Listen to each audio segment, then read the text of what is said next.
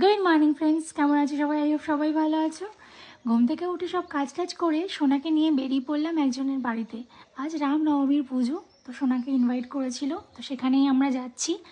কথায় আছে আমরা মেয়েরা ঘরের লক্ষ্মী, তাই ঘরের লক্ষ্মী হয়ে যেমন সবটা আগলে রাখি, তেমন কার কি প্রয়োজন সেটাও আমরা খেয়াল রাখি। ঠিক বললাম তো? হ্যাঁ। তো চলো, প্রায় পৌঁছে গেছি আমরা। আমাদের বাড়ির কাছাকাছি ছিল, এখানে যাব। আমরা অনেকটাই লেট হয়ে গেছি, জানি না, দেখো প্রায় সব ওদের যা রিচুয়ালসগুলো হয়তো সব শেষ হয়েই গেছে। বাট কী করবো বলো, সোনা অনেকটাই ছোট, তোমরা দেখতেই পাচ্ছ। হ্যাঁ, তো ওরা সব এখন বেরিয়ে যাচ্ছে। এখন দেখো, চলো, সোনাকে এখন হয়তো কি করবে আমি জানি না। চলো দেখতে থাকো। আমাদের মেয়েদের, তোমরা অনেকেই ভাবো যখন একটা মেয়ে জন্মে নেয়, ভাবো কি মেয়ে হলো।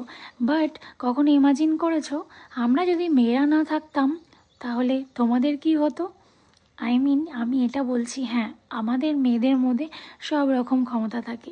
আমরা কখনো ঘরের লক্ষ্মী, আবার মা কখনো দুর্গা, আবার আমাদের হাতে পুরো জগৎ মাতে।